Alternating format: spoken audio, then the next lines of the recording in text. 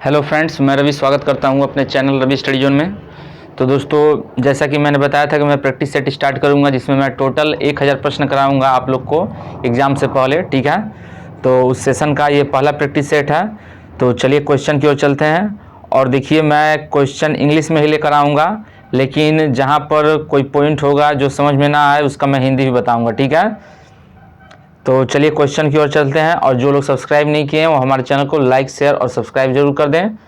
और इसके पहले का जो प्रैक्टिस सेट है वो आप प्लेलिस्ट में जाकर देख सकते हैं। ठीक है, जो 22 प्रैक्टिस सेट मैंने अपलोड किया है, मिक्स प्रैक्टिस सेट, वो आपका प्लेलिस्ट में सेव है यूपीएससी जेई के नाम से। ठीक है, तो चलिए क्वेश्चन को देखते हैं क्या बोल रहा है हमारा पहला सवाल। तो देखिए, पहला सवाल क्या है। The type of stone masonry in which stone of same height are laid in layers is called। ठीक है, तो क्या बोल रहा है इसमें ये बोल रहा है कि मान लीजिए कोई पत्थर चिनाई है। ठीक है, उसमें stone of same height are laid in layer. इसका मतलब होता है कि जो वह पत्थर चिनाई हो रहा है उसमें जो आपका पत्थर होगा, ठीक है, मान लीजिए आपका पत्थर हो गया। ठीक है, तो उसमें जो पत्थर होगा, ये आपका पत्थर लगा हुआ है, तो सारे पत्थर का जो हाइट होगा वो सेम होगा। ठीक है, ये इक्वल हाइट के होंगे, समझ में आया। और इसको रखा जाएगा एक लेयर में। ठीक है, एक लेयर में इसको रखा जाएगा। कुल मिलाकर यही प्रश्न में बोला है। ठीक है, तो उस तरह की चिनाई को हम क्या कहेंगे।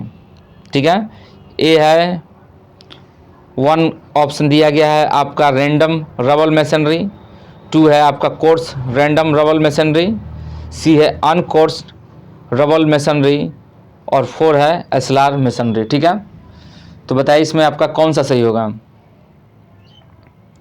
और देखिए, मैं कल प्रैक्टिस सेट अपलोड करने वाला था लेकिन लेट हो गया बनाने में, तो आज अपलोड कर रहा हूँ। लेकिन कुल मिलाकर मैं 1000 प्रश्न आपको एग्ज़ाम से पहले करा दूंगा। ठीक है, तो बताइए इसमें आपका कौन सा सही होगा।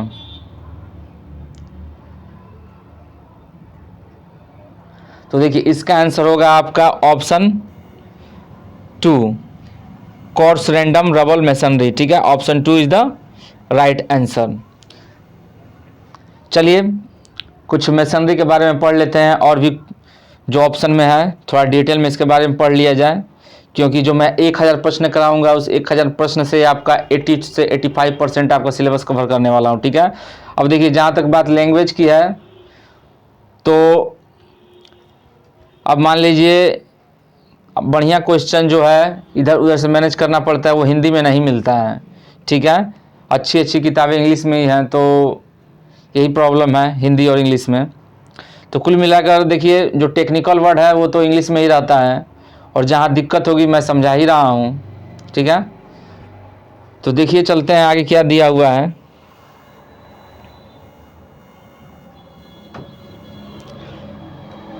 देखिए, एक है हमारा रबल मेसनरी। ठीक है, यानी कि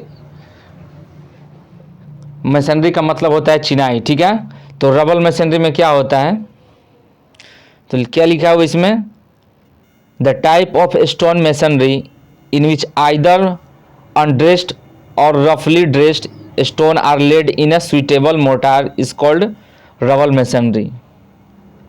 तो देखिए, इसमें कहने का ये मतलब है कि देखिए, इसमें जो ये रबल मेसनरी में इसमें जो पत्थर होता है वो क्या लिखा हुआ, आइदर अनड्रेस्ड और रफली ड्रेस्ड। मतलब कि ड्रेसिंग ऑफ स्टोन का मतलब क्या होता था, ड्रेसिंग ऑफ स्टोन का मतलब ये होता था कि मान लीजिए कोई पत्थर है, तो इसका किनारा मान लीजिए कि तिरछा है या फिर टेढ़ा है। ठीक है, तो इसको हम ड्रेसिंग करने का मतलब इसको हम किनारे को काट कर या फिर किसी तरह उसको हटाकर उसको हम क्या करते थे, स्मूथ बनाया करते थे, वही ड्रेसिंग ऑफ स्टोन कहलाता था। मतलब जो तिरछा कोना निकला होता था पत्थर का, उसको हम बराबर करके उसको सही करके हम उसको चिनाई में प्रयोग करते हैं, तो वही हमारा ड्रेसिंग ऑफ स्टोन कहलाता है। ठीक है, तो कुल मिलाकर जब रबल मेसनरी किया जाएगा तो उसमें बोला इसमें जो पत्थर होता है वो अनड्रेस्ड होता है, मतलब कि जो मान लीजिए आपका पत्थर है तो इसमें इसका ड्रेसिंग नहीं करते, मतलब इसका जो जैसा है वैसा ही रहता है, ठीक है, इसमें ड्रेसिंग नहीं किया जाता है। या फिर रफली ड्रेस, या फिर जैसे तैसे इसको ड्रेसिंग मतलब कि जैसे तैसे इसका कर दिया जाता है, रफली ड्रेस्ड, ठीक है।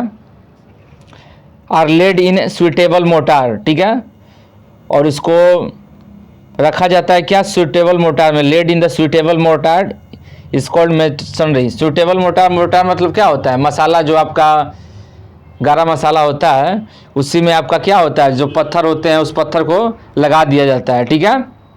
कुल मिला के कैसे पत्थर को अनड्रेस्ड, मतलब कि जिसका कोना सही से स्मूथ ना किया गया हो, जैसे है वैसे ही पत्थर को रख दिया जाता है मोटार में, यानी कि मसाले में। तो हमारा क्या कहलाता है, रबल मेसनरी कहलाता है, ठीक है। अब क्या लिखा है आगे, in this masonry the joints are not uniform thickness. वही कहने का मतलब हुआ, जो ये मेसनरी है उसमें जो जॉइंट्स होता है उसका यूनिफॉर्म थिकनेस, मतलब जो थिकनेस होती है वो यूनिफॉर्म मतलब एक समान नहीं होती। जाहिर सी बात है, जब पत्थर का जो साइज होगा एक समान नहीं होगा तो थिकनेस भी एक समान नहीं होगी, ठीक है। तो वही लिखा है, in the masonry joints are not of uniform thickness, ठीक है। चलिए आगे कौन सा मेसनरी है, आगे है आपका एस्लार मेसनरी, ठीक है। अब देखिए इसमें क्या होता है, in this type of stone masonry in which finely dressed are laid in cement और lime mortar is known as ashlar masonry, ठीक है। तो इस पत्थर चिनाई में क्या होता है एस्लार में, तो इसमें जो हमारा पत्थर होता है वो क्या होता है, फाइनली ड्रेस, मतलब कि उसका जो किनारा होता है उसको अच्छे से हम ड्रेस कर दिया जाता है। मतलब जो मान लीजिए पत्थर है तो तिरछा होगा तो इसको हम सही कर देंगे, ठीक है, तब जाकर हम इसको मोटार में यूज करते हैं। कुल मिलाकर यही कहने का मतलब है। तो रबल मेसनरी में जैसे तैसे लगा दिया जाता है और एस्लार में उसको ड्रेसिंग कर दिया जाता है। Clear, ashlar masonry, rubble masonry, I think clear हो गया होगा, ठीक है। अब आगे क्या बोला है इसमें, in this masonry the courses are of uniform height, ठीक है। अब इस मेसनरी में, इस चिनाई में क्या होता है, जो रद्दा होता है वो आपका सेम हाइट होता है। जाहिर सी बात है, जब आपका पत्थर सही से लगाइएगा, सही मतलब यूनिफॉर्म हाइट का लगाइएगा तो आपका रद्दा भी यूनिफॉर्म हाइट का होगा, मतलब कि एक समान ऊंचाई का होगा, ठीक है। आगे क्या बोला है, all the joints are regular, thin and have uniform thickness, ठीक है। जितने भी जॉइंट्स होंगे वो रेगुलर होंगे, थिन होंगे और यूनिफॉर्म थिकनेस मतलब एक समान उसकी मोटाई होगी, ठीक है।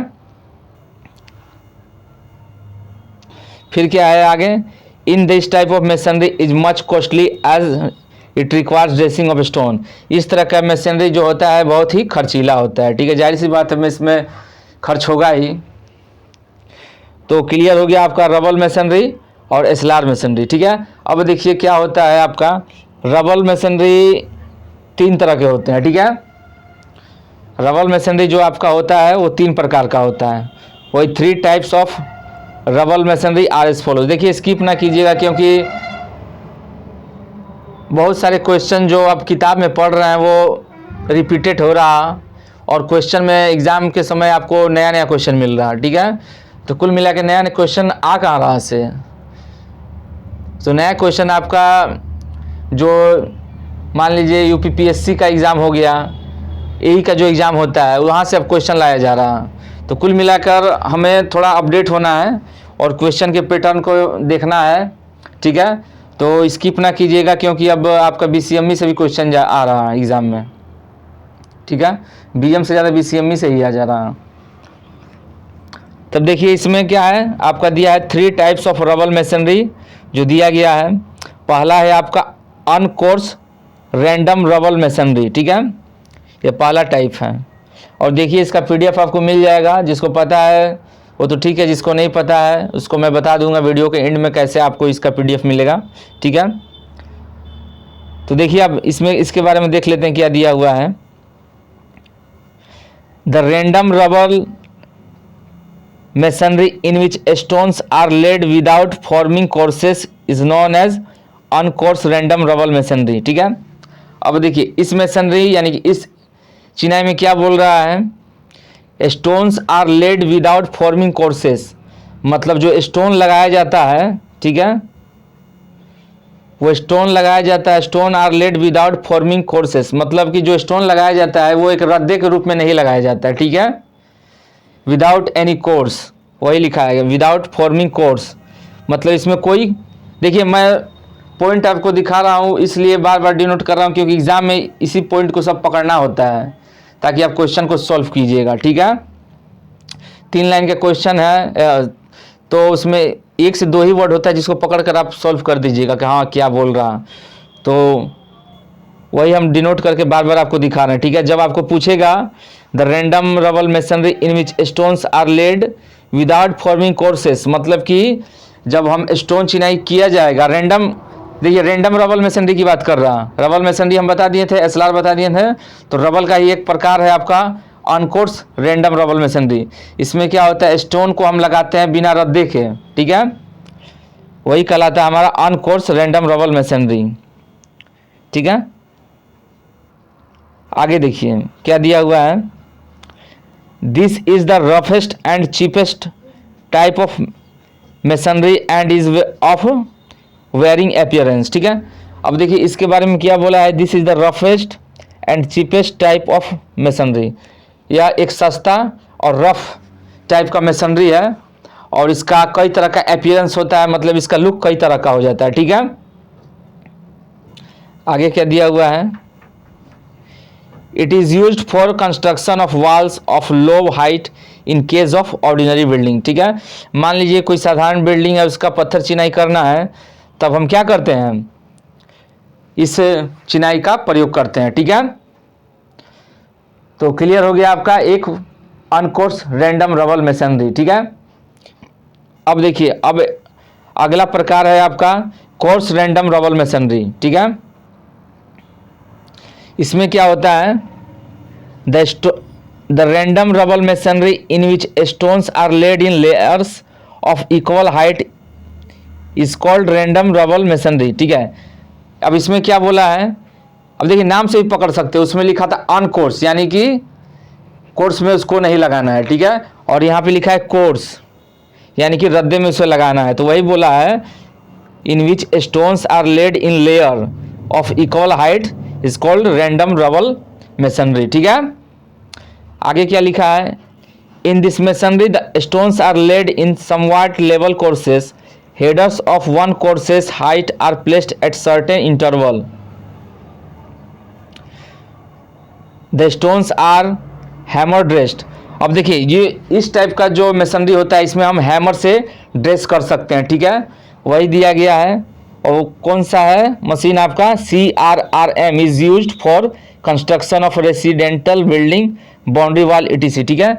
अब देखिए CRRM का प्रयोग करते हैं हम किस लिए, कंस्ट्रक्शन ऑफ रेसिडेंशियल बिल्डिंग मतलब आवासीय भवन के लिए और बाउंड्री वॉल के लिए, ठीक है, CRRM, ठीक है, इसका उपयोग किया जाता है। चलिए आगे क्या है, तीसरा है आपका स्क्वायर्ड रबल मेसनरी। अब इसमें क्या बोला है, the rubble masonry in which the face stones are squared on all joints and beds by hammer dressing और chisel dressing before their actual laying is called square rubble masonry, ठीक है। अब देखिए इसमें यह बोल रहा है कि इस मेसनरी में क्या होता है, जो आपका पत्थर होता है, ठीक है, उस पत्थर का जब हम चिनाई करते हैं तो जहाँ लिखा हुआ है are squared on all joints, तो जो अब इसका जॉइंट्स होता है और जो इसका बेड्स होता है तली, ठीक है, मान लीजिए जॉइंट्स हो गया, ये तली हो गया, ठीक है, are beds by hammer dressing मतलब हथौड़े से इसको ठोक ठोक कर इसको बराबर बैठा दिया जाता है, ठीक है, और चीजल ड्रेसिंग और चीजल द्वारा भी इसको सेट कर दिया जाता है बिफोर देयर एक्चुअल लाइंग, मतलब कि जब इसको अच्छी तरह से बैठाने से पहले एक बार हथौड़े से या फिर चीजल से हम इसको ड्रेस कर लेते हैं, ठीक है। और इसका जो जॉइंट्स होता है वो आपका स्क्वायर्ड होता है, ठीक है। तो आई थिंक ऑप्शन में आएगा तो स्क्वायर्ड लिखा रहेगा, तो आप पकड़ लीजिएगा स्क्वायर रबल मेसनरी है, जॉइंट्स होता है इसका स्क्वायर होता है और पत्थर को ड्रेस करने के लिए हम क्या प्रयोग करते हैं, हैमर का या फिर चीजल का प्रयोग करते हैं, ठीक है। I think square rubble masonry भी क्लियर हो गया।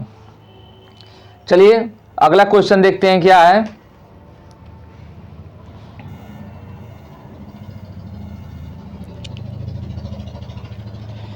नेक्स्ट क्वेश्चन लिखा गया है, the stone is said to be high if the toughness index of the stone in the impact test is. ठीक है, अब बताइए इसमें क्या बोल रहा है। देखिए इसमें बोल रहा है कि the stone is said to be high. ठीक है, उस स्टोन को हाई कब कहेंगे, if the toughness index of the stone in the impact test. मान लीजिए जब हम इम्पैक्ट टेस्ट कर रहे हैं, ठीक है, जिससे हम इम्पैक्ट टेस्ट से हम क्या ज्ञात करते हैं, टफनेस इंडेक्स ज्ञात करते हैं। ठीक है, तो उसका वैल्यू कब हाई होता है, कुल मिलाकर यह पूछ रहा है। ठीक है, इम्पैक्ट टेस्ट में हम क्या करते हैं, टफनेस ज्ञात करते हैं, और जब पत्थर हाई कब होता है, वही बोला है कि हाई कब होता है, टफनेस इंडेक्स हाई कब होता है। The stone is said to be high if the toughness index of the stone in the impact test is. ठीक है, ए दिया गया लेस देन 9, बी है मोर देन 9, सी लेस देन 19 और 4 है आपका मोर देन 19। ठीक है, तो क्या होगा इसमें सही।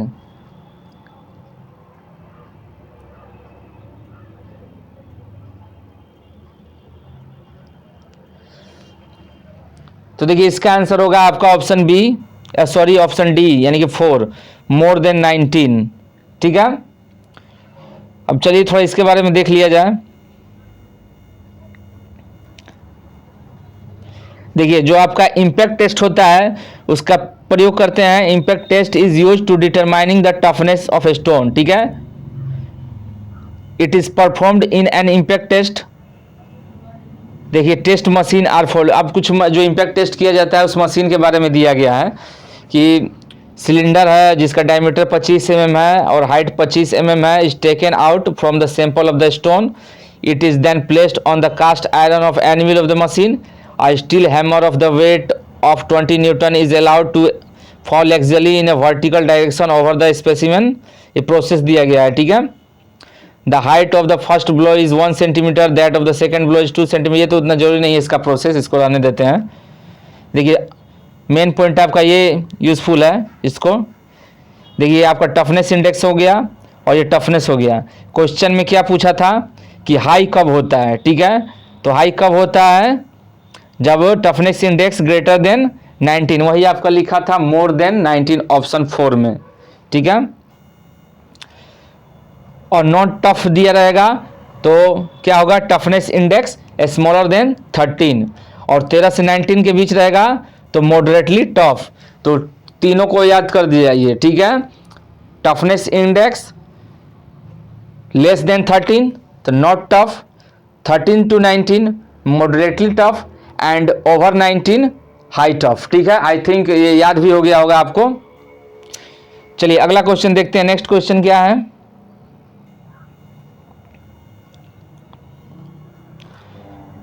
Mangalore tile belong to the category of. ठीक है, जो आपका मैंगलोर टाइल होता है वो किस तरह का टाइल होता है, किस कैटेगरी का है। 1 concrete tile, 2 burn clay tile, C mosaic tile या डी स्लेट टाइल। कौन सा आपका सही होगा,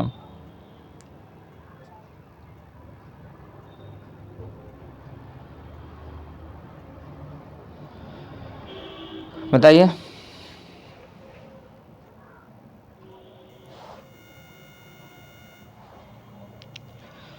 कौन सा आपका सही होगा, तो देखिए इसका आंसर होगा आपका ऑप्शन 2 बर्न क्ले टाइल्स। ठीक है, अब चलिए कुछ टाइल्स के बारे में पढ़ लिया जाए।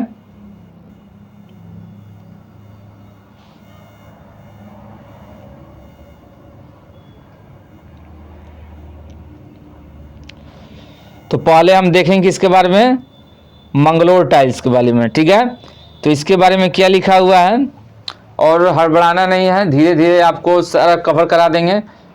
ठीक है, देखिए इसके बारे में क्या लिखा हुआ है, it is a type of tiles native to the city of Mangalore. ठीक है, यह टाइल्स जो होता है,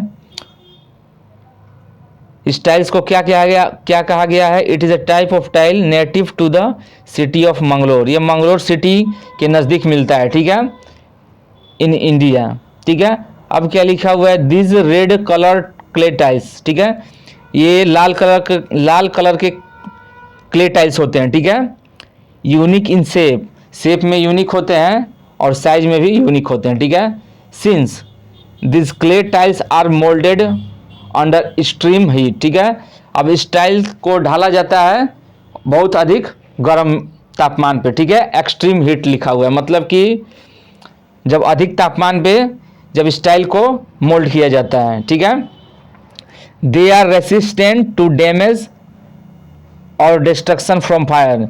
इसको बनाया जाता है आपका रेसिस्टेंस प्रूफ। ठीक है, वही लिखा है कि they are resistance to damage और डिस्ट्रक्शन फ्रॉम फायर।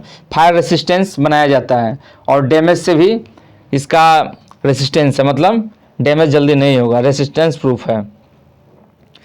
ठीक है, ये हो गया आपका मैंगलोर टाइल्स। दूसरा आपका कौन सा टाइल है, दूसरा टाइल है मोज़ेक टाइल्स। ठीक है, अब ये टाइल्स क्या होता है, तो in this it is any combination of materials such as glass, ceramic, porcelain और stone, usually set in a small format and set on the mesh sheet for easy installation. ठीक है, देखिए इसको बनाने के लिए किसका उपयोग किया जाता है, तो ग्लास का, सिरेमिक का, पोर्सिलेन का और स्टोन का। ठीक है, इससे मिलाकर मोज़ेक टाइल बनाया जाता है। ठीक है, अब और क्या लिखा हुआ है, usually set in a small format, ये छोटे छोटे कार्यों के लिए प्रयोग होता है, and set on A mesh sheet for easy installation. ठीक है, अब इसको मेश शीट, जो मेश शीट है उस पर इसको सेट किया जाता है। ठीक है, और क्या लिखा हुआ है, they are used in backsplash, shower, bath और फ्लोर। ठीक है, इसका प्रयोग कहाँ कहाँ होता है, शॉवर, बाथ में, फ्लोर में और बैक स्प्लेश में। ठीक है, मोज़ेक टाइल का उपयोग होता है। आगे क्या दिया हुआ है, स्लेट टाइल के बारे में दिया गया है, तो चलिए इसके बारे में देख लेते हैं। स्लेट टाइल क्या होता है, it is a type of natural stones which is quarried from the side of mountains is taken from the earth. ठीक है, ये एक तरह का क्या है, नेचुरल टाइल्स होता है। ठीक है, नेचुरल स्टोन से निकाला जाता है। ठीक है, a finely grained homogeneous metamorphic rock, it is named for the way of materials forms in planes like sheet resting on the tops। कुल मिला के स्लेट टाइल के बारे में आपको पता है, स्लेट टाइल आपको नेचुरल स्टोन से निकाल कर बनाया जाता है। ठीक है, फाइनली ग्रेन होता है और होमोजीनियस होता है, और यह आपका मेटामॉर्फिक रॉक भी होता है। ठीक है, it is named for the way the material forms in planes like sheets resting on the top of the others. ठीक है, आगे देखते हैं क्या है, कंक्रीट टाइल के बारे में दिया गया है। अब इसके बारे में क्या लिखा हुआ है, it is made from concrete, यह कंक्रीट से बनाया जाता है। दे आर हाईली ड्यूरेबल, यह बहुत ही टिकाऊ है यानी कि ड्यूरेबल है, एंड ईजी टू मेंटेन, इसको मेंटेन करना भी ईजी है। ठीक है, the main drawback of this tile is that since this tile are heavy they can increase the dead load on structure. ठीक है, देखिए इसके बारे में क्या क्या बोला है, it is made from concrete, यह जो कंक्रीट टाइल होता है वो कंक्रीट से बनाया जाता है। दे आर हाईली ड्यूरेबल, ये अधिक टिकाऊ है, एंड ईजी टू मेंटेन, इसको मेंटेन करना भी आसान है।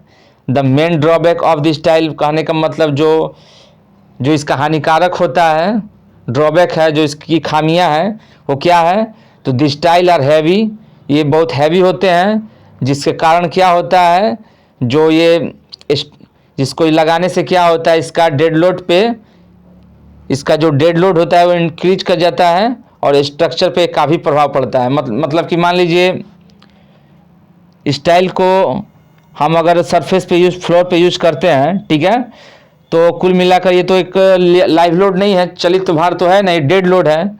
तो डेड लोड होगा तो कुल मिलाकर एक जगह लगेगा, एक जगह स्टे रहेगा, तो जो आपका पूरा स्ट्रक्चर होगा, फाउंडेशन, उस पर क्या करेगा, ये आपका लोड बढ़ाएगा। ठीक है, तो वही लिखा गया, this tiles are heavy they can increase the dead load of the structure, तो जो आपका स्ट्रक्चर होगा उसका स्ट्रक्चर के भार को ये बढ़ा देगा, तो वही कुल मिलाकर इसका ड्रॉबैक है। ठीक है, तो कंक्रीट टाइल भी हो गया, सारा टाइल क्लियर हो गया। चलिए अगला क्वेश्चन देखते हैं क्या है।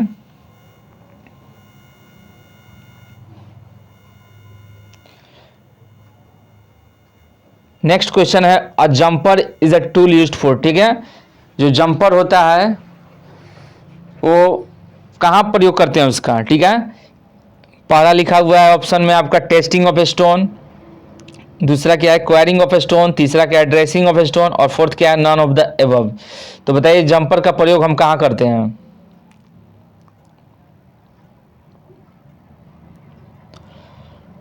तो देखिए इसका आंसर होगा आपका ऑप्शन 2 क्वायरिंग ऑफ स्टोन, ठीक है, पत्थर की खुदाई में। अब देखिए यही फिगर हम लेकर आए, यही आपका क्या है जंपर है, ठीक है, क्लियर, ये आपका जंपर है। चलिए अगला क्वेश्चन देखते हैं क्या है।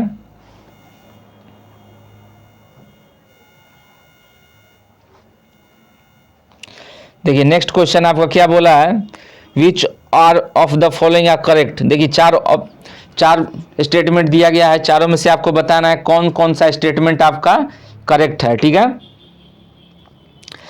फर्स्ट स्टेटमेंट क्या लिखा हुआ है, the stone work resist fire better than brick. तो इसमें क्या बोल रहा है, जो स्टोन वर्क होता है वो रेसिस्ट फायर देन ब्रिक, मतलब ब्रिक की तुलना में स्टोन वर्क का कार्य ज़्यादा फायर को सहता है, ठीक है। कुल मिलाकर यह बोल रहा है कि मान लीजिए ईंट चिनाई की है और पत्थर चिनाई की है, तो फायर जो होगा, फायर रेसिस्टेंस सबसे ज़्यादा किसका होगा, स्टोन वर्क का होगा कि ब्रिक का होगा। फिलहाल पहला स्टेटमेंट बोला है कि stone work resist fire better than brick, मतलब कि पत्थर का जो कार्य करेंगे तो ये फायर रेसिस्ट करेगा ईंट से ज़्यादा, पहला में ये बोला है। दूसरा क्या बोला है, the mortar joints in the brick are thin and hence the structure become more durable. अब इसमें क्या बोला है, जो मोटार जॉइंट्स होता है, ब्रिक वर्क करते हैं मतलब ईंट चिनाई करते हैं, तो ईंट चिनाई में जो मसाले का जॉइंट होता है वो थिन होता है, and hence the structure become more durable, और क्या होता है जो आपका स्ट्रक्चर होता है वो बहुत ही टिकाऊ होता है, ठीक है। तीसरा क्या है, stone work is stronger than brick work, जो आपका स्टोन वर्क होगा ये मजबूत होगा ब्रिक वर्क से, यानी कि ईंट कार्य से। फोर्थ क्या है, stone work is preferred in monumental structure, जो स्टोन वर्क है इसको हम प्रीफर करते हैं मोन्यूमेंटल स्ट्रक्चर के लिए। मोन्यूमेंटल स्ट्रक्चर क्या होता है, जो हम मूर्तियाँ एग्जेक्ट्रा बनाते हैं उसके लिए, ठीक है। तो बताइए इसमें कौन कौन सा पॉइंट आपका सही है।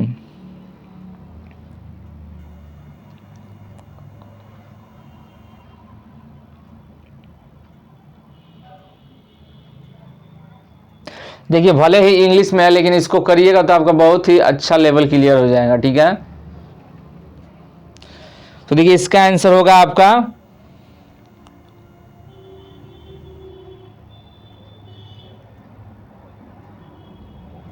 थ्री, ठीक है, 2, 3 एंड 4।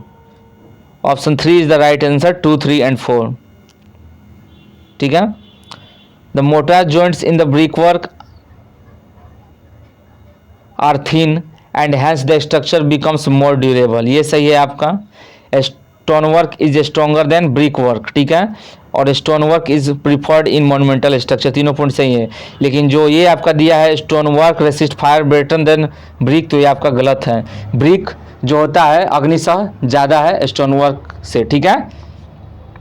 अब देखिए इसका भी हम कई बार आप लोग पढ़े हैं स्टोन वर्क ब्रिक वर्क, तो आज हम सोचे कि भाई कन्फ्यूजन क्लियर किया जाए, ईंट चिनाई पत्थर चिनाई या फिर स्टोन का कार्य करते हैं ब्रिक का कार्य करते हैं, इसका अंतर क्या है, कहाँ कौन यूज़फुल है, ठीक है। तो कुल मिलाकर अच्छे से एक्सप्लेन करते हैं। देखिए पहले हम बात करेंगे brick work is superior to the stone work in the following respect. कहाँ कहाँ आपका जो ब्रिक वर्क है स्टोन वर्क से अधिक अच्छा है, ठीक है।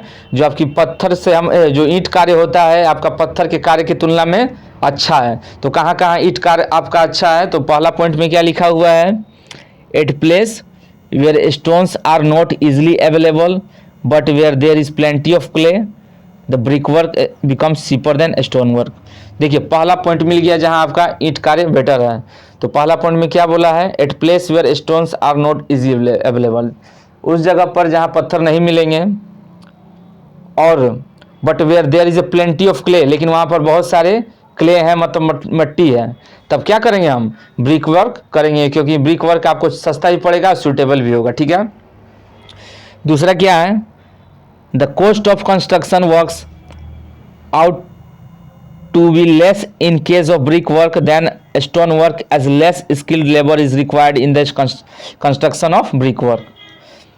तो कुल मिलाकर क्या बोल रहा है, जो आपका कॉस्ट ऑफ कंस्ट्रक्शन होगा, जो खर्च पड़ेगा आपका संरचना में, वो क्या होगा, ब्रिक वर्क का लेस होगा स्टोन वर्क की तुलना में। ठीक है, और जो लेबर होगा, जो स्किल लेबर की, जो अच्छे लेबर होते हैं, उसकी भी रिक्वायरमेंट क्या होगी, कम होगी आपके ईंट चिनाई में। ठीक है, तो थर्ड पॉइंट क्या है, the brick resist fire better than stones and hence in case of fire they do not easily disintegrate. यही आपका पहला पॉइंट में दिया गया था कि स्टोन वर्क और ब्रिक वर्क में रेसिस्ट फायर यानी कि अग्निशा किसका ज़्यादा है, तो ऑप्शन में लिखा हुआ था कि स्टोन वर्क, जो आपका गलत था। तो क्या बोला है इसमें, brick work resist fire better than stone work. ठीक है, अगला पॉइंट क्या है, the brick of good quality resist the various atmospheric effect in a better way than the stones. देखिए, एक तो रेसिस्ट फायर हो गया, अग्निशा भी ज़्यादा है ईंट, और दूसरा क्या है, एटमॉस्फेरिक इफेक्ट को भी अच्छे तरह से झेल सकता है ईंट। ठीक है, फिर अगला पॉइंट क्या है, in case of brick work the mortar joints are thin and hence the structure becomes more durable. ठीक है, अब मान लीजिए हम ब्रिक वर्क कर रहे हैं, ईंट कार्य कर रहे हैं, तो जो मोटार का, जो मसाले का जो जॉइंट होता है, ठीक है, उस जॉइंट्स थिन होता है, and hence structure becomes more durable, यही आपका सेकंड ऑप्शन में था। ठीक है, और जो आपका स्ट्रक्चर होता है वो ड्यूरेबल होता है। ठीक है, तो कुल मिलाकर क्लियर हो गया आपका किस किस पॉइंट पर आपका स्टोन वर्क जो है, सॉरी ब्रिक वर्क जो है स्टोन वर्क से बेटर है। ठीक है, अब देखिए कुछ पॉइंट है जहां पर आप कहिएगा कि स्टोन वर्क बेटर है ब्रिक वर्क से, वही लिखा गया है, stone work is superior on following points than brick work. अब यहाँ पे जो आपका स्टोन वर्क होगा वो आपका ब्रिक वर्क से सुटेबल होगा। तो किस किस पॉइंट में आपका पत्थर चिनाई बेटर है, तो पहला पॉइंट है क्या, brick work is less water tight than stone work. ठीक है, अब देखिए जो पानी रिश्ता है ना, ठीक है, तो ब्रिक वर्क में ज़्यादा होता है स्टोन वर्क की तुलना में। ठीक है, कुल मिलाकर ये वाटर टाइट स्टोन वर्क ज़्यादा होता है ब्रिक वर्क की तुलना में। ठीक है, तो पहला पॉइंट ब्रिक वर्क का फायदे ये हो गए। दूसरा क्या है, it does not create a solid appearance. ठीक है, तो ईंट जो होता है वो सॉलिड अपीयरेंस नहीं करता है, मतलब जो जब ईंट का मान लीजिए कोई दीवार है, कोई पत्थर से बनाएंगे तो पत्थर वाला ज़्यादा उसका लुक अच्छा लगता है, अपीयरेंस जो होता है अच्छा होता है। तो दूसरा पॉइंट ये हो गया पत्थर से फ़ायदा। तीसरा क्या है, the architectural effect of better quality can be developed by the stone work. जो आर्किटेक्चरल इफेक्ट मतलब जो मोनूमेंट, जो मूर्ति बनाया जाता है, जो टेम्पल बनाया जाता है, इसमें अधिकतर पत्थर का यूज करते हैं, क्योंकि इफेक्ट जो इसका लुक होता है अच्छा आता है, जबकि ईंट का हम प्रयोग नहीं करते हैं। 3 पॉइंट हो गया। फोर्थ क्या है, stone work is cheaper at place where the stone are easily available. देखिए स्टोन भी कहीं कहीं ईंट की तुलना में सस्ता होगा जहां पर स्टोन अधिक मात्रा में उपलब्ध है। ठीक है, तो ये भी पॉइंट क्लियर हो गया, फोर्थ भी। तो आपको पता चल गया किस किस पॉइंट में आपका स्टोन वर्क जो है ब्रिक वर्क से बेटर है, और किस किस पॉइंट पे आपका ब्रिक वर्क स्टोन वर्क से बेटर है। ठीक है, अब देखिए जो बीएम का प्रैक्टिस सेट करा रहा हूँ, इसमें बीएम, सीटी, बीसीएमई तीनों का क्वेश्चन होगा। ठीक है, और जो क्वेश्चन छूटेगा वो question mix practice set last में कराऊंगा, उसमें मैं कवर कर दूंगा। ठीक है, तो ये नहीं सोचना है कि जो छूटा है अरे भाई बहुत टॉपिक छूट गया, ऐसी बात नहीं है। जब मिक्स कराऊंगा तो उसमें आपका छूटा जो होगा वो भी क्लियर हो जाएगा। ठीक है, चलिए आगे देखते हैं नेक्स्ट क्वेश्चन क्या है।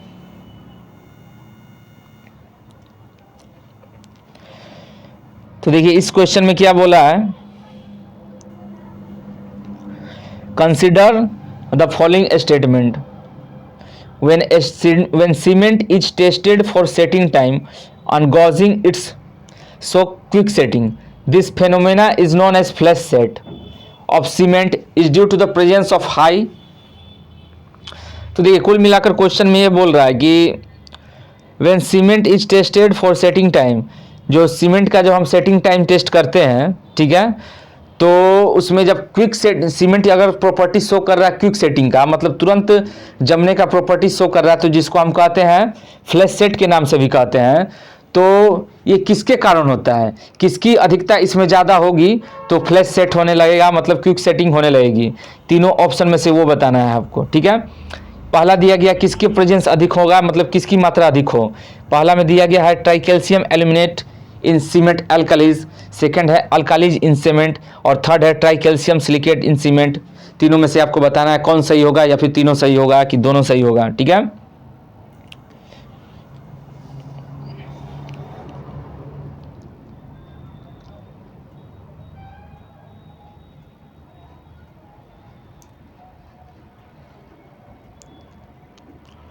तो देखिए इसका आंसर होगा आपका 3, ठीक है, थर्ड यानी कि 1 and 2, ठीक है, 1 and 2 आपका सही होगा। ट्राइकैल्शियम एल्यूमिनेट, ट्राइकैल्शियम एल्यूमिनेट यानी कि C3A इन सीमेंट अल्कालीज और अल्कालीज इन सीमेंट, ये दोनों की मात्रा हाई होगी तो आपका फ्लैश सेट होगा, ठीक है, यानी कि क्विक सेटिंग आपका प्रॉपर्टी शो करेगा जब हम सेटिंग ऑफ सीमेंट करेंगे, ठीक है, सेटिंग टाइम टेस्ट करेंगे, सॉरी सेटिंग टाइम टेस्ट करेंगे। तो चलिए कुछ और देख लेते हैं इसके बारे में, सेटिंग टाइम टेस्ट के बारे में, और आपका कैल्शियम के बारे में आपका रिवीजन भी हो जाएगा।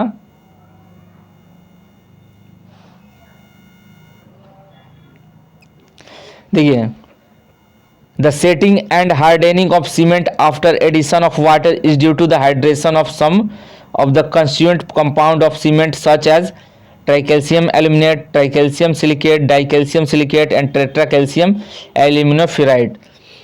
तो यही आपको पता है जो आपका सीमेंट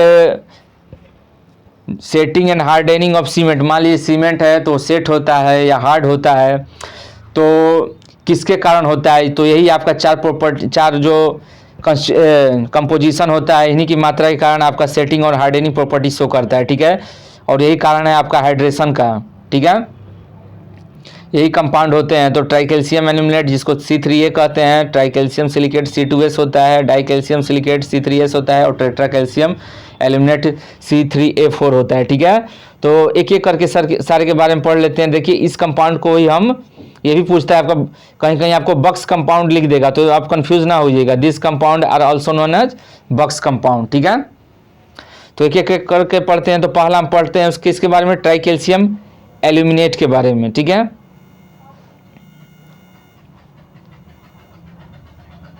तो इसके बारे में क्या बोला है, तो इसी को हम कहते हैं सिलाइट भी। ये भी कहीं ट्राइकैल्शियम एल्यूमिनेट देगा, कहीं C3A देगा, कहीं सिलाइट भी देगा, तो कंफ्यूज नहीं होना है। तो सिलाइट के बारे में देखिए जाए तो it is the quickest one to react when the water is added to the calm cement, ठीक है। तो देखिए जब सीमेंट में पानी ऐड करते हैं तो सबसे अधिक तेजी से यही रिएक्ट करता है ट्राइकैल्शियम एल्यूमिनेट, ठीक है। C3 and high alkalis are responsible for the flash setting. देखिए यही आपका क्वेश्चन में दिया गया था, तो एक पॉइंट तो यहाँ से हो गया। ट्राइकैल्शियम एल्यूमिनेट और हाई एल्कालीज के कारण क्या होता है, आपका फ्लैश सेटिंग प्रॉपर्टी शो करता है जब हम सेटिंग टाइम टेस्ट करते हैं, ठीक है। The increase of the cement, the increase of the content will help in the manufacture of quick setting cement, ठीक है। जब क्विक सेटिंग सीमेंट बनाना होगा तो इसी की मात्रा हम अधिक कर देंगे, ठीक है। The cement of hydration is 865 joule पर कैलोरीज, ठीक है। तो हीट ऑफ हाइड्रेशन दिया गया है आपका ट्राइकैल्शियम एल्यूमिनेट का कितना, 865 जूल पर कैलोरीज होगा, ठीक है। आगे देखिए सेकंड है आपका ट्राइकैल्शियम सिलिकेट, ठीक है, ट्राइकैल्शियम सिलिकेट जिसको हम एलाइट के नाम से भी जानते हैं। अब इसमें क्या दिया हुआ है, तो responsible for the yearly strength of the concrete, ठीक है। शुरुआती स्ट्रेंथ गेन करने के लिए ये आपका C3S यूजफुल होता है, ठीक है। The cement that has more C3S content is good for the cold weathering concreting, ठीक है। अगर ठंडे मौसम में कंक्रीटिंग करना होगा तो उस सीमेंट का प्रयोग करेंगे जिसमें C3S की मात्रा अधिक हो, ठीक है। अब देखिए इसका हीट ऑफ हाइड्रेशन दिया गया है 500 जूल पर कैलोरीज, ठीक है। क्लियर, ट्राई कैल्शियम सिलिकेट भी क्लियर हो गया। देन अब हम बात करते हैं किसके बारे में, डाई कैल्शियम सिलिकेट यानी कि C2S के बारे में, जिसको हम बिलाइट भी कहते हैं। तो एलाइट, बिलाइट, सिलाइट से कंफ्यूज नहीं होना है। सिलाइट आपको ट्राई कैल्शियम एल्यूमिनेट, एलाइट आपका C3S, बिलाइट आपका C2S, ठीक है। अब देखिए बिलाइट के बारे में क्या दिया हुआ है, this compound will undergo reaction slowly, ठीक है। अब इस कंपाउंड में क्या होता है, रिएक्शन स्लोली होता है। It is responsible for the progressive strength of the concrete, ठीक है। अब देखिए जो हमारा इसके ऊपर क्या था C3S, तो C3S और C2S में देखिए यही बहुत मतलब कंफ्यूजन वाला और डिफरेंस भी है।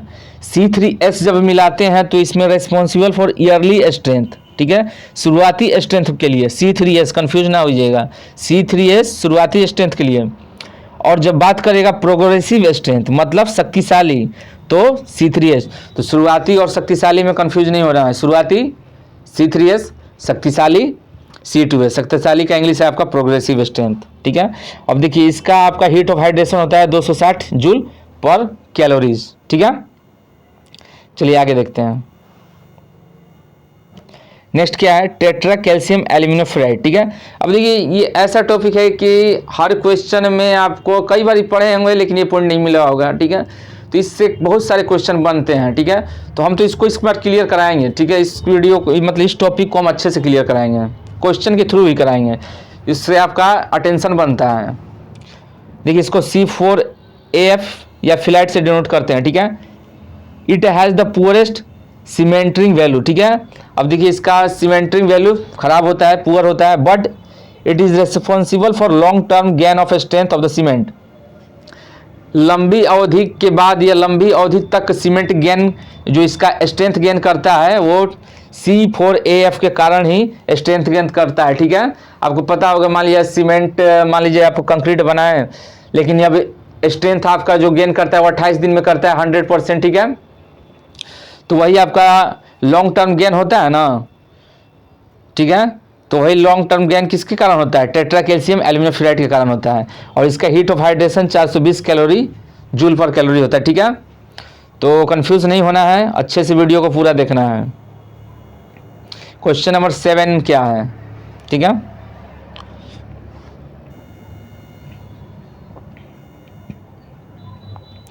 चलिए इसमें बताइए कौन सा सही होगा। क्वेश्चन में क्या बोला है, the quantity of water is referred as standard consistency P when penetration of plunger is इतना फ्रॉम टॉप एंड इतना फ्रॉम बॉटम, ठीक है। तो मान लीजिए हम स्टैंडर्ड कंसिस्टेंसी टेस्ट करते हैं, ठीक है, ठीक है। प्लंजर से, विकाट प्लंजर से हम स्टैंडर्ड कंसिस्टेंसी टेस्ट करते हैं, ठीक है। कंसिस्टेंसी को हम P से डिनोट कर दिए हैं, ठीक है। अब इसमें पेनिट्रेशन का मतलब भेदन, ठीक है, जो भेदता है। मान लीजिए मशीन है, अब तो फिगर नहीं लाया है इसमें, अब जब फिगर होता तो मैं बताता कि जो आपका कैसे इसका पेनिट्रेशन होता है, ठीक है। कुल मिलाकर ऐसे समझिए कि जब पेनिट्रेशन करते हैं जो प्लंजर के द्वारा किया जाता है, ठीक है, स्टैंडर्ड कंसिस्टेंसी टेस्ट विकाट उपकरण से किया जाता है, तो जो क्वालिटी ऑफ वाटर जो दिया गया है, ठीक है, जो क्वालिटी ऑफ वाटर होगा is referred as standard consistency. तो जो क्वालिटी ऑफ वाटर को हम स्टैंडर्ड कंसिस्टेंसी कब कहेंगे कि हमारा भाई स्टैंडर्ड कंसिस्टेंसी है, ठीक है। जब वाटर का जो लेवल होगा वो कितना होगा, ठीक है, वही पूछा है, from top and bottom. Option 1 में क्या दिया गया, 33 to 35 mm and 5 to 7 mm, 38 to 45 mm and 5 to 7 mm। 3 क्या है, 33 to 45 mm and 8 to 9 mm। और 4th क्या है, 38 to 45 and 8 to 9 mm, ठीक है। तो कौन सा इसमें आपका सही होगा?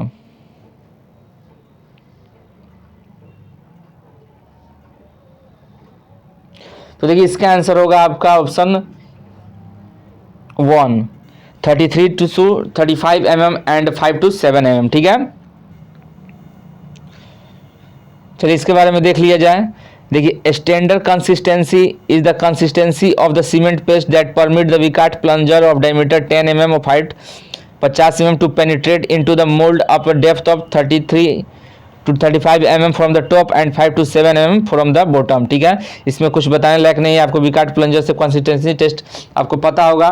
डायमीटर प्लंजर का दिया गया 10 mm और हाइट 50 mm, यहाँ से भी क्वेश्चन बनता है। अब देखिए यहाँ से भी क्वेश्चन बन गया, depth 33 to 35 mm from top और 5 to 7 mm from the bottom. यहाँ से भी मतलब पूरा इस टॉपिक से क्वेश्चन कहीं से बन जाता है। ठीक है, सारा पॉइंट इसको याद कर लेना है। ठीक है, आगे क्या दिया हुआ है, in the normal consistency test. अब नॉर्मल कंसिस्टेंसी टेस्ट होता है तो हम पाते हैं क्या, we have to find out the amount of water to be added to the cement to form a cement paste of normal consistency, जो आपको हमेशा क्वेश्चन में देखने को मिलता है और आता भी है, आपको बुक में बुक में भी रहता है, कई बार पूछा भी गया एग्जाम में। इनिशियल एंड फाइनल टेस्ट होता है 0.85 पी, इसको रट जाइए। कंप्रेसिव टेस्ट होगा तो P/4 + P हो जाएगा। P आपका क्या है, कंसिस्टेंसी को P से डिनोट किया गया है। ठीक है, टेंसाइल स्ट्रेंथ टेस्ट होगा तो P/5 + 2.5 होगा और सैंडनेस टेस्ट होगा तो 0.78 P होगा। तो कुल मिला के बहुत सारे टॉपिक जो इंपॉर्टेंट होगा मैं सारा कवर करा दूंगा। ठीक है, initial and final setting time test 0.85 P, compressive strength test P/4 + 3, tensile strength test P/5 + 2.5 और साउंडनेस टेस्ट 0.78 P। तो क्लियर यहाँ से। चलिए नेक्स्ट देखते हैं, अगला क्वेश्चन क्या है।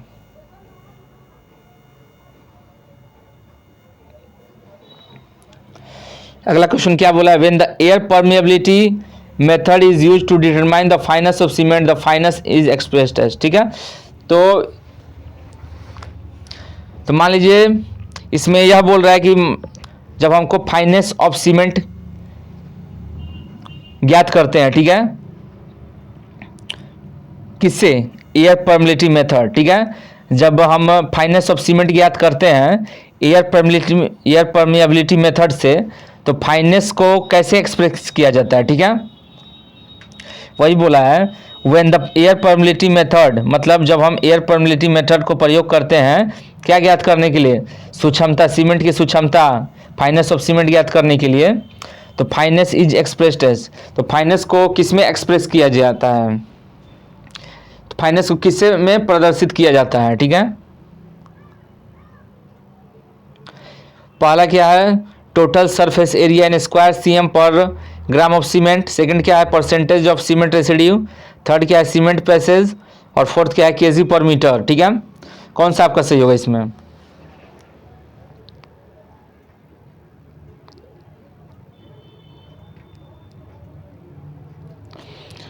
तो देखिए इसका आंसर होगा आपका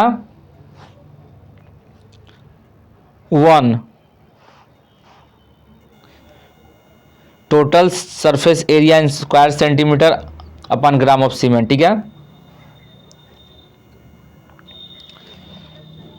देखिए इसमें क्या होता है, अब 10 क्वेश्चन में आप जरूर बताइएगा, अगर आप लोग सीरियस रहते हैं तो बताते भी नहीं है। 10 क्वेश्चन में दिया, 10 में आप कमेंट करके बताइएगा आपका कितना सही हुआ। ठीक है, क्योंकि क्वेश्चन देखो, क्वेश्चन जो है बहुत खोज के बहुत ऐसा क्वेश्चन ला रहे हैं ना कि आपको क्वेश्चन के द्वारा आपका सिलेबस हो जाए।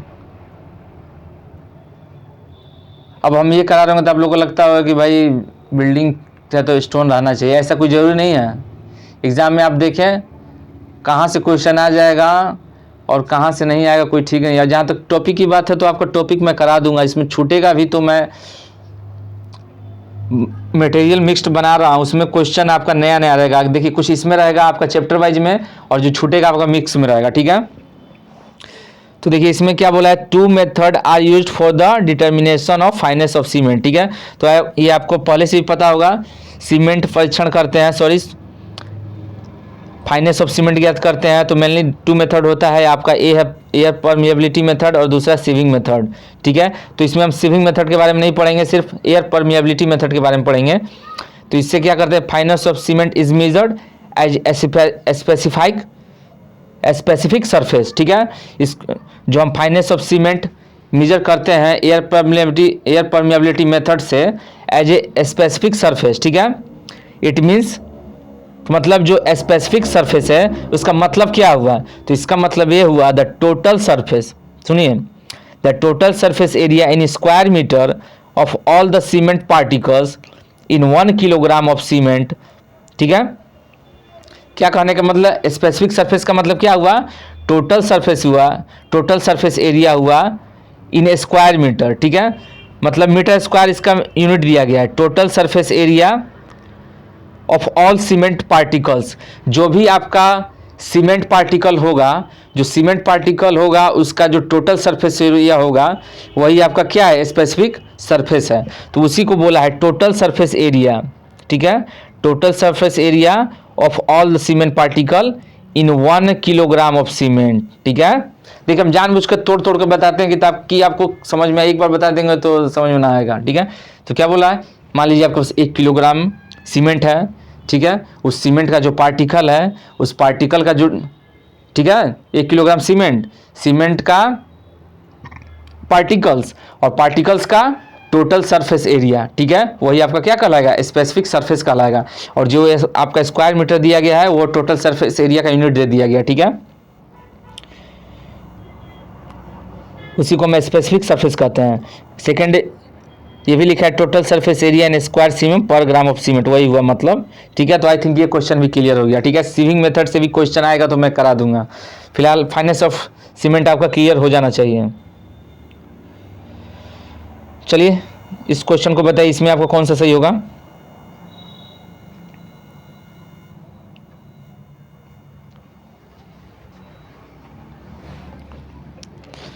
अब बताइए इसमें आपका कौन सा सही होगा।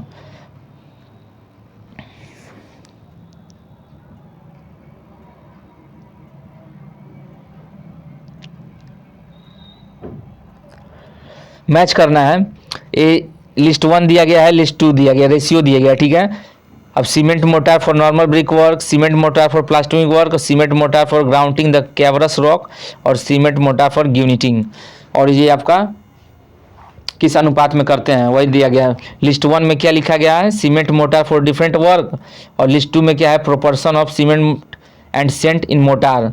मतलब वो कहते हैं ना 1 बोरी सीमेंट में 4 बोरी बालू, वही हाल है, वही कहने का मतलब कुल मिलाकर, ठीक है। तो मैच कीजिए और बताइए कौन सा आपका सही होगा।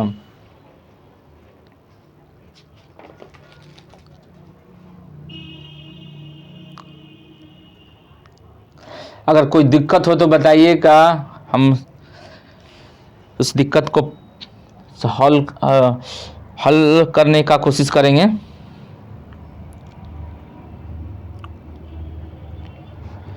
तो इसमें होगा आपका 3, ठीक है, A1 B1 A3 B1 C2 D3। A3 यानी कि cement mortar for normal brick work 1:6, ठीक है। B1 cement mortar for plastering work, ये आपका 1:4। C2 cement mortar for grounding the cavernous rock, C2 यानी कि 1:3 ये। और आपका कौन सा है, D3। फिर से देखते हैं, इसमें देखिए A3 B1 C4 होगा यहाँ पे, ठीक है, C4, ठीक है। अब देखिए इसमें कौन सा सही होगा, C4 हो जाएगा। तो A3 cement mortar for normal brick work 1:6, B1 cement mortar for plastering work 1:4, ठीक है। फिर क्या, cement mortar for grounding the cavernous rock C4 यानी कि 1:1.5। और लास्ट क्या है, सीमेंट मोटार फॉर यूनिटिंग, तो D3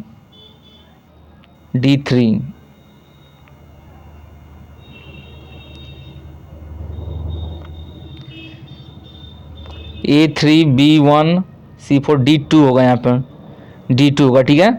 तो ये आपका जो D होगा वो 2 होगा, ठीक है, ये वाला cement mortar for uniting D2 ये ऑप्शन ही थोड़ा मिस्टेक हो गया है, ठीक है, तो सही कर लीजिएगा। A3, B1, C4 और D2, ठीक है। चलिए आगे देखते हैं नेक्स्ट क्वेश्चन क्या है। अच्छा इसके बारे में है कुछ, उसको देख लिया जाए। नहीं ये तो वही टेबल ही है, चलिए ठीक है, यही टेबल है, इसको याद कर लीजिएगा, रट लीजिएगा। Cement mortar for normal brick work बराबर पूछता है, प्लास्टिंग वर्क के लिए भी 1:4 ये भी पूछता है, और ये भी पूछा गया, चारों ऑप्शन पूछा गया है आपका, ठीक है। ये चारों इंपॉर्टेंट है। यूनिटिंग के लिए कैवरस रॉक का जो ग्राउंडिंग करेंगे, प्लास्टरिंग करेंगे, और नॉर्मल ब्रिक का सीमेंट मोटार के लिए, ठीक है। टेबल को याद करिएगा। देखिए PDF में मिल जाएगा, घबराना नहीं है, वीडियो को एंड में देखिएगा, बताऊंगा कैसे PDF मिलेगा आपको। चलिए लास्ट क्वेश्चन है इस सेट का, और जैसा आपको बताइएगा, रिव्यू दीजिएगा, जो प्रॉब्लम होगी हम उसको दूर करेंगे। What is the approximate composition of silicon dioxide present in the ordinary Portland cement, ठीक है। जो आपका ऑर्डिनरी पोर्टलैंड सीमेंट होगा उसमें जो आपका कंपोजिशन है SiO2 यानी कि सिलिकॉन डाइऑक्साइड का, वो कितना होता है।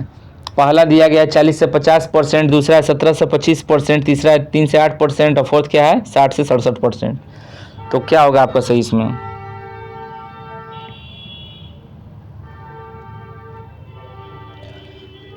तो देखिए इसका आंसर होगा आपका ऑप्शन सेकेंड 17 से 25%, ठीक है।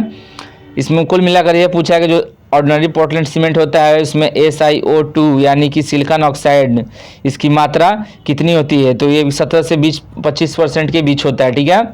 अब देखिए टेबल ही बात कर लेते हैं इसका, क्योंकि इसी में से बहुत सारे क्वेश्चन बनते हैं, ठीक है। क्या दिया गया है, लाइम की मात्रा 62 से 65% होती है। जब ये लिमिट में रहता है तो क्या करता है, control strength and soundness. Lime क्या करता है, ये स्ट्रेंथ को कंट्रोल करता है, और साउंडनेस का मतलब होता है यहाँ पर साउंड वाला साउंडनेस नहीं होता है, ये साउंड का मतलब होता है अच्छा, ठीक है। अनसाउंड का मतलब होता है खराब।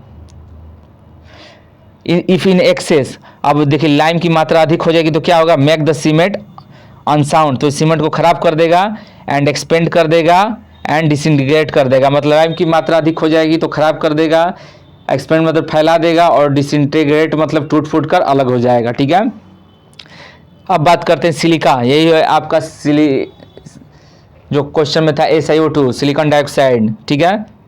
सिलिका डाइऑक्साइड, सिलिकॉन डाइऑक्साइड जिस तरह फॉर्म में होगा आप समझ लीजिएगा, सिलिका है 17 से 25%। ये क्या करता है, जब इसको लिमिट में डालेंगे तो स्ट्रेंथ टू सीमेंट, ठीक है, strength to cement as it form C2S and C3S। C2S और C3S के फॉर्म में सीमेंट को स्ट्रेंथ देता है, ठीक है। अब इसकी मात्रा अधिक कर देंगे तो क्या होगा, causes flow of cement, cement क्या होगा, बहने लगेगा, ठीक है। थर्ड क्या है, अल्मुनिया, अल्मुनिया की मात्रा 3 से 8% डालते हैं।